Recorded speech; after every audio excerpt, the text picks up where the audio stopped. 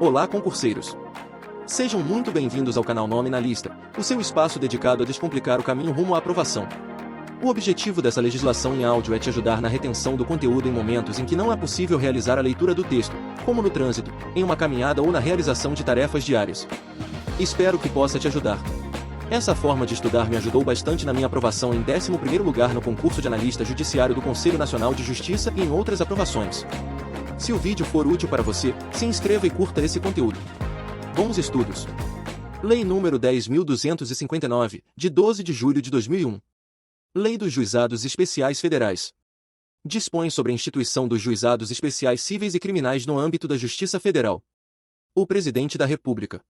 Faço saber que o Congresso Nacional decreta e eu sanciono a seguinte lei. Artigo 1º. São instituídos os Juizados Especiais Cíveis e Criminais da Justiça Federal, aos quais se aplica, no que não conflitar com esta lei, o disposto na Lei nº 9.099, de 26 de setembro de 1995. Artigo 2º. Compete ao Juizado Especial Federal Criminal processar e julgar os feitos de competência da Justiça Federal relativos às infrações de menor potencial ofensivo, respeitadas as regras de conexão e continência. Parágrafo único. Na reunião de processos, perante o juízo comum ou o tribunal do júri, decorrente da aplicação das regras de conexão e continência, observar-se-ão os institutos da transação penal e da composição dos danos civis. Artigo 3º. Compete ao Juizado Especial Federal Cível processar, conciliar e julgar causas de competência da Justiça Federal até o valor de 60 salários mínimos, bem como executar as suas sentenças. Parágrafo 1º. Não se incluem na competência do Juizado Especial Cível as causas I, referidas no artigo 109, incisos 2ª, 3ª e x, da Constituição Federal, as ações de mandado de segurança, de desapropriação, de divisão e demarcação, populares, execuções fiscais e por improbidade administrativa e as demandas sobre direitos ou interesses difusos, coletivos ou individuais homogêneos. Segunda, sobre bens imóveis da União, autarquias e fundações públicas federais. Terceira, para anulação ou cancelamento de ato administrativo federal, salvo o de natureza previdenciária e o de lançamento fiscal.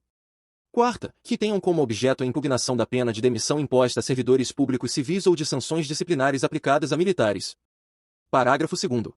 Quando a pretensão versar sobre obrigações vincendas, para fins de competência do juizado especial, a soma de 12 parcelas não poderá exceder o valor referido no artigo 3º, caput. Parágrafo 3º. No foro onde estiver instalada a vara do juizado especial, a sua competência é absoluta. Artigo 4º. O juiz poderá, de ofício ou a requerimento das partes, deferir medidas cautelares no curso do processo, para evitar dano de difícil reparação. Artigo 5º.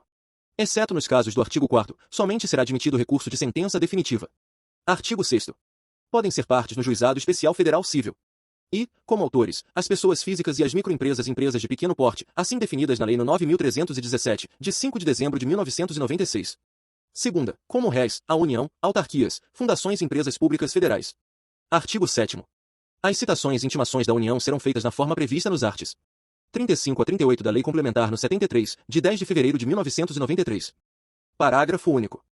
A citação das autarquias, fundações e empresas públicas será feita na pessoa do representante máximo da entidade, no local onde proposta a causa, quando ali instalado seu escritório ou representação, se não, na sede da entidade. Artigo 8º.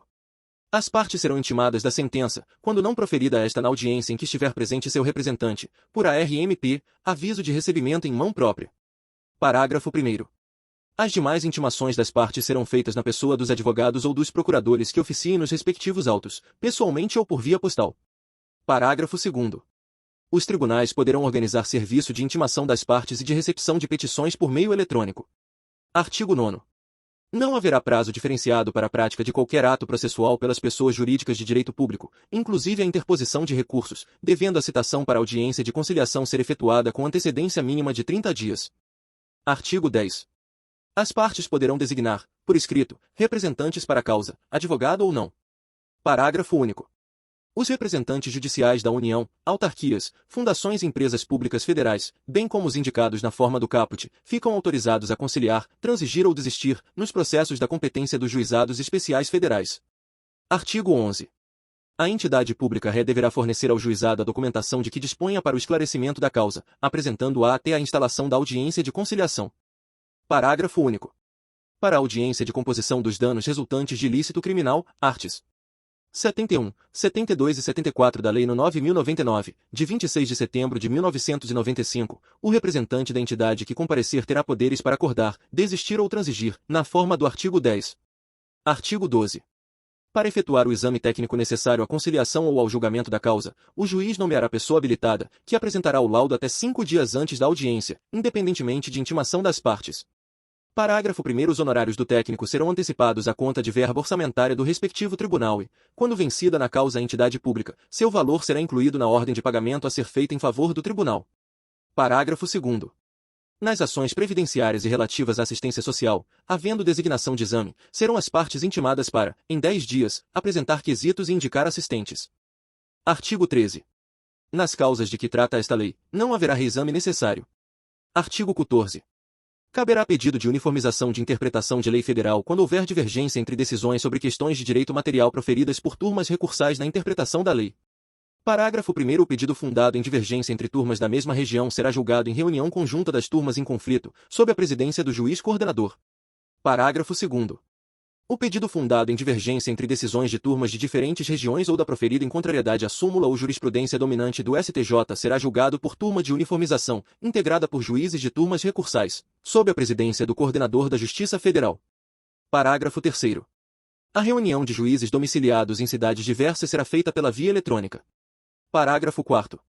Quando a orientação acolhida pela turma de uniformização, em questões de direito material, contrariar súmula ou jurisprudência dominante no Superior Tribunal de Justiça (STJ), a parte interessada poderá provocar a manifestação deste, que dirimirá a divergência. Parágrafo 5º.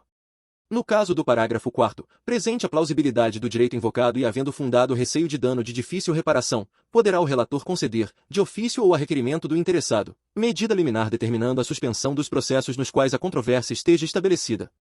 Parágrafo 6º. Eventuais pedidos de uniformização idênticos, recebidos subsequentemente em quaisquer turmas recursais, ficarão retidos nos autos, aguardando-se pronunciamento do Superior Tribunal de Justiça. Parágrafo 7º.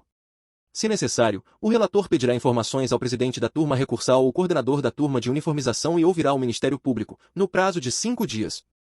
Eventuais interessados, ainda que não sejam partes no processo, poderão se manifestar, no prazo de 30 dias. Parágrafo 8º. Decorridos os prazos referidos no parágrafo 7º, o relator incluirá o pedido em pauta na sessão, com preferência sobre todos os demais feitos, ressalvados os processos com réus presos, os habeas corpus e os mandados de segurança. Parágrafo 9º.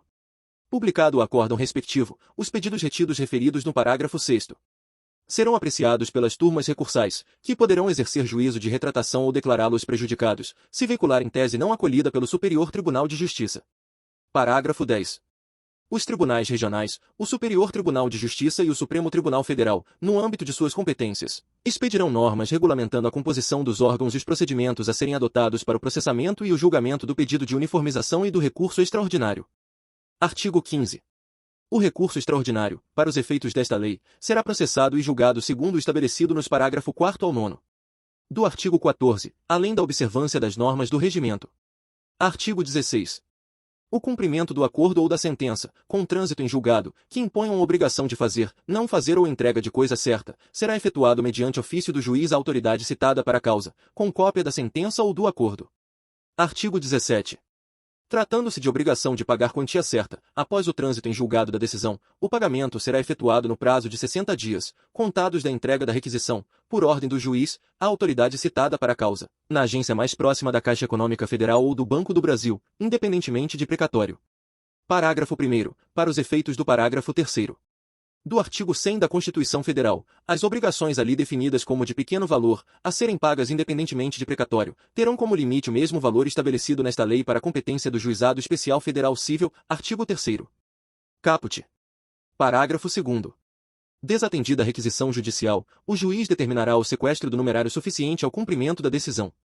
Parágrafo 3º. São vedados o fracionamento, repartição ou quebra do valor da execução, de modo que o pagamento se faça, em parte, na forma estabelecida no parágrafo 1º deste artigo, e, em parte, mediante expedição do precatório, e a expedição de precatório complementar ou suplementar do valor pago. Parágrafo 4º. Se o valor da execução ultrapassar o estabelecido no parágrafo 1º, o pagamento far-se-á, sempre, por meio do precatório, sendo facultado à parte exequente a renúncia ao crédito do valor excedente, para que possa optar pelo pagamento do saldo sem o precatório, da forma lá prevista. Artigo 18. Os juizados especiais serão instalados por decisão do Tribunal Regional Federal. O juiz-presidente do juizado designará os conciliadores pelo período de 2 anos, admitida a recondução. O exercício dessas funções será gratuito, assegurados os direitos e prerrogativas do jurado, artigo 437 do Código de Processo Penal. Parágrafo único. Serão instalados juizados especiais adjuntos nas localidades cujo movimento forense não justifique a existência de juizado especial, cabendo ao tribunal designar a vara onde funcionará. Artigo 19. No prazo de 6 meses, a contar da publicação desta lei, deverão ser instalados os juizados especiais nas capitais dos estados e no Distrito Federal. Parágrafo único. Na capital dos estados, no Distrito Federal e em outras cidades onde for necessário, neste último caso, por decisão do Tribunal Regional Federal, serão instalados juizados com competência exclusiva para ações previdenciárias. Artigo 20.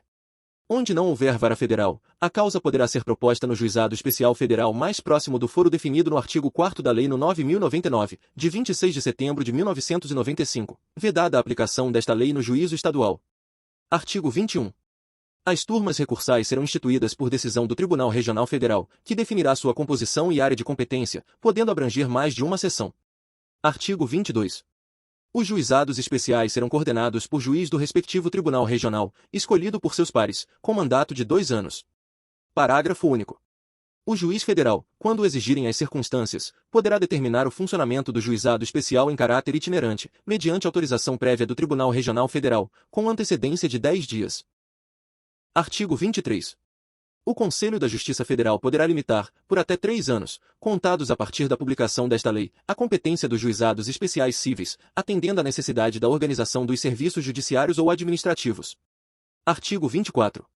O Centro de Estudos Judiciários do Conselho da Justiça Federal e as escolas de magistratura dos Tribunais Regionais Federais criarão programas de informática necessários para subsidiar a instrução das causas submetidas aos juizados e promoverão cursos de aperfeiçoamento, destinados aos seus magistrados e servidores.